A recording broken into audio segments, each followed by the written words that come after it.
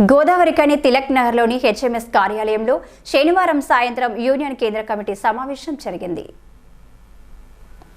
అన్ని ఏరియాల వైస్ ప్రెసిడెంట్లు, బ్రాంచ్ సెక్రటరీలు హాజరైన ఈ సమావేశానికి హెచ్ఎంఎస్ అధ్యక్షులు రియాజ్ అహ్మద్, వర్కింగ్ ప్రెసిడెంట్ జక్కుల నారాయణ ముఖ్య అతిథులుగా హాజరయ్యారు. సింగరేణి కార్మికులు ఎదుర్కొంటున్న సమస్యలు, గెలిచిన సంఘాలు అవలంబిస్తున్న వైఖరి, యూనియన్ బలోపేతం కోసం చేపట్టాల్సిన చర్యలపై సమావేశంలో సుదీర్ఘంగా చర్చించారు. అనంతరం రియాజ్ అహ్మద్ జన్మదినం సందర్భంగా RG2 area vice president Dabu Ramesh, branch కమిటీల ప్రతినిధులతో కలిసి రియాజ్ను శాల్వాలతో సన్మానించారు. పూల బొకే అందించి జన్మదిన శుభాకాంక్షలు తెలియజేశారు.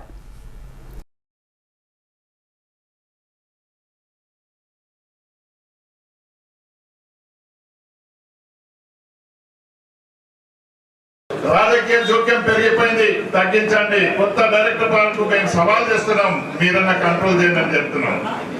ఎమ్మెల్యేలు, ఎంపీలు చెప్తే, బ్రోకర్లు చెప్తే సర్ప్రైజ్ లో పెడుతున్నారు. సీనియర్ మోస్ట్ కార్మికులు సర్ప్రైజ్ రిక్వెస్ట్ ఫిల్అప్ చేస్తారు, అది ఫిల్అప్ చేయండి.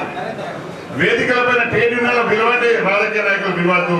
ఎందుకంటే వేది బోర్డులో కానీ, JBCCలో కానీ, కలకత్తా CIAలో కానీ ఎక్కడ పిలవరు. ఇక్కడ రాజకీయ మయం అయిపోయింది, వాళ్ళనే పిలుస్తున్నారు. సమస్యల పరిష్కారం కావడం లేదు. సర్ఫేస్ లో ఉన్న ఖాళీలన్నీ ఫిలప్ చేయాలి, అవుట్ సోర్సింగ్ బంద్ పెట్టాలి. అదేవిధంగా సింగరేణి కార్మికులు లాయల్ గా నిస్వార్థంగా వాళ్ళు పనిచేస్తున్నారు. 30 సంవత్సరాల సర్వీస్ చేసిన వాళ్ళకి ఇల్లు లేదు. రిటైర్మెంట్ అయిన తర్వాత ఉన్న భూములన్నీ ఆక్రమించుకున్నారు. సింగరేణికి సంబంధం లేని వాళ్ళు కబ్జా చేసుకున్నారు. వాళ్ళకు పట్టాలు ఇచ్చారు, వాళ్ళు బంగ్లాలు కట్టుకుంటారు, మనకు జాగా లేదు. కనుక అవుట్ సైడర్కు విలువ ఇస్తున్నారు, అవుట్ సైడర్కు విలువ ఇస్తున్నారు, కార్మికులను విలువ ఇస్తున్నారు లేవు.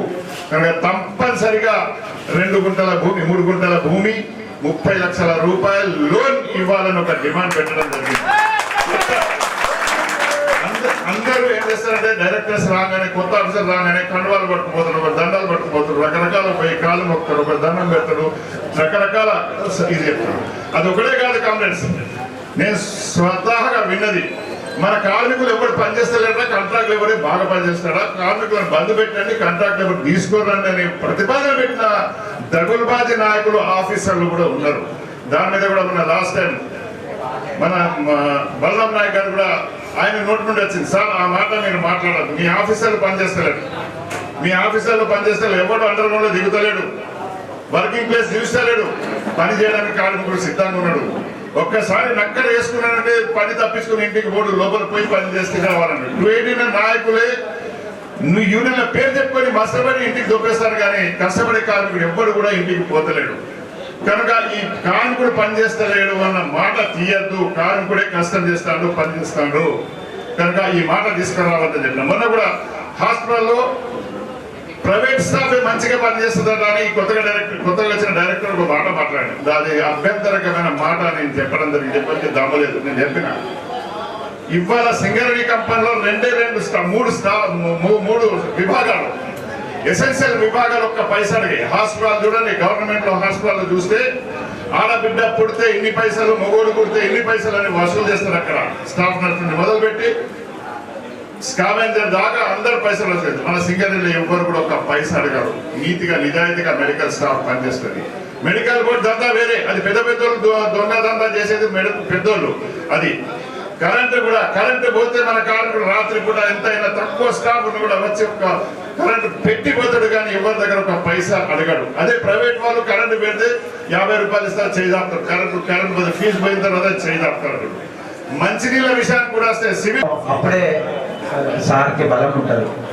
కాబట్టి ప్రతి ఒక్కరం కూడా ప్రతి ఒక్క సమస్య మీద మనమే పోరాడాలి. మనం పోరాడితేనే రియాజ్ సార్ ఢిల్లీ నుంచి గల్లీ దాకా ఎక్కడైనా కూడా ఏ యూనియన్తో సంబంధం లేకుండా రియాజ్ సార్ ఒక్కడే పనిచేస్తారు. ఎక్కువ ఇయర్ బ్రదర్, నేను 100 మంది కాదు 1000 మంది భయపడమని చెప్తాను. ఈ కార్యక్రమంలో హెచ్ఎంఎస్ నాయకులు అయాజుద్దీన్, రమణ, మధునయ్య, రమేష్, శ్రీలత, అనిల్ రెడ్డి, సారయ్య, రాఖీ, ఇస్మాయిల్, క్రాంతి, చందర్రావు, శ్రీధర్ రాజు, పాషా, నవీన్, సదయ్య, శేఖర్ తదితరులు పాల్గొన్నారు.